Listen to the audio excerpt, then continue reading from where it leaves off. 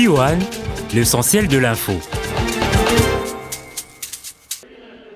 L'Assemblée nationale s'est prononcée en faveur de la proposition de loi sur la prévention, le contrôle et la réduction des armes légères et de petit calibre en RDC, ainsi que sur le projet de loi portant organisation et fonctionnement de la Cour constitutionnelle. La fierté pour les élus est celle d'adapter la législation congolaise aux normes universellement acceptées. Nous avions une ordonnance qui légiférait dans ce domaine, l'ordonnance 85, mais qui est obsolète parce que non adaptée aux conventions plusieurs fois signées avec les pays voisins. Nous avons voulu adapter cette loi-là au protocole de Nairobi d'abord, au protocole avec la SADC, et d'une façon générale, nous sommes membres des Nations Unies. Nous avons le programme des Nations Unies que nous avons respecté. Dans un Congo post-conflit, la nécessité était de statuer sur des questions aussi sensibles que celle-ci notamment. Et nous sommes un pays post-conflit. Il était important que nous puissions légiférer dans les domaines de circulation des armes. Et la loi, elle est là. Nous la mettons à la disposition de tous les Congolais. Et nous avions compris que, surtout en termes de commandes, de passation de marché, pour l'acquisition des armes, que ce ne soit pas n'importe quel Congolais qui se réveille un matin et qui passe commande dans ce qui concerne l'acquisition des armes. Puisque comme pays sous-développé, nous ne sommes pas une puissance mondiale et qu'à tout moment, les pays aujourd'hui qui sont émergents et qui se disent des puissances peuvent toujours nous frapper d'embargo. Et pour ça, il fallait donner une marge de manœuvre suffisante au gouvernement. L'adoption de cette loi est une des voies vers le rétablissement de la paix durable dans le pays, de quoi féliciter ses initiateurs.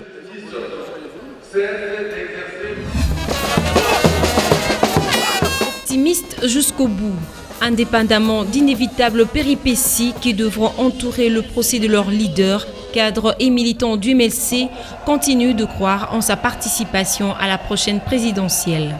Ils l'ont fait savoir le week-end dernier à l'occasion de la célébration à la Foire internationale de Kinshasa du 12e anniversaire de la création de leur parti. Le message est clair. Le MLC, c'est un parti national. Le MLC se met en ordre de bataille pour les prochaines échéances. Le MLC veut faire entendre à toute la population congolaise, militante ou non militante, que Jean-Pierre Bemba est avec nous et sera avec nous pour les échéances de 2011. En clair, pour l'élection présidentielle, on doit compter avec le sénateur Jean-Pierre Bemba. Il sera avec nous là. C'est ça le message, clairement et de manière directe. Le mouvement de libération du Congo espère ainsi une libération rapide de son leader Jean-Pierre Bemba, dont le procès pour crimes de guerre et crimes contre l'humanité s'ouvre fin novembre à La Haye. Le marché de Matadi-Kibala, qui doit sa renommée à la vente à des prix abordables des bananes plantains en provenance du Bas-Congo, fait plutôt l'objet d'abandon, à en croire son comité de gestion. Cette source d'approvisionnement des femmes vendeuses des plantains n'est pas pris en compte par l'autorité civile.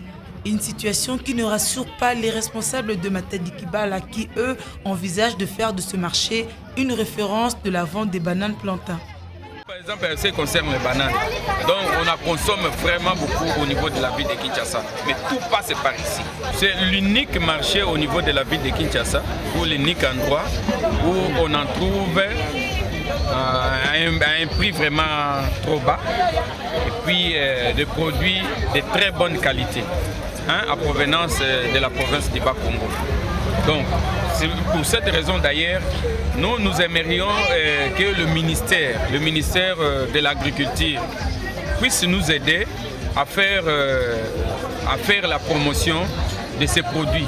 Selon les vendeuses, les prix des plantains sont incomparables. On a 2000 francs, mais nous sommes à centre-ville. À 10 000, 300 francs, 500 francs. À 10 000 francs à reçoit. Mais nous avons 2000 francs. Mais nous avons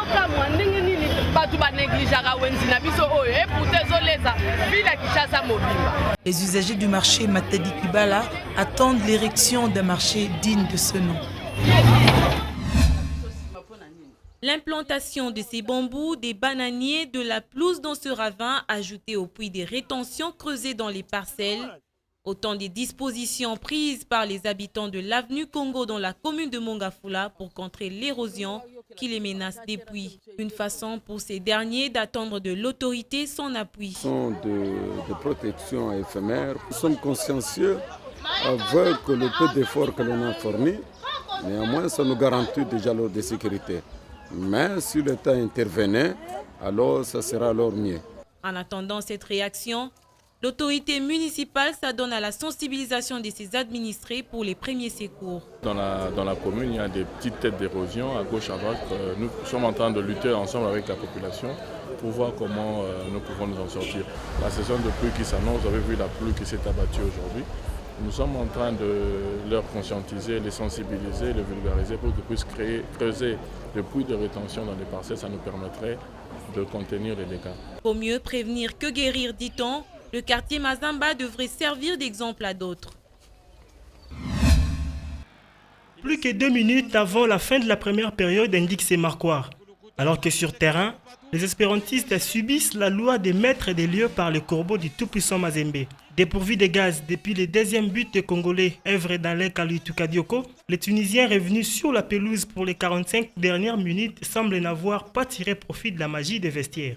Les Banangwena engagent l'option 1 but par minute aux 56e et 58e minutes grâce à Given Singoluma. Véritable jour de fête au festival début, les Tunisiens ont eu la vie sauve grâce à l'arbitre qui sifflait la fin de la partie alors que Kassongo Ngandou venait de doubler son compteur personnel, score final 5 buts à 0.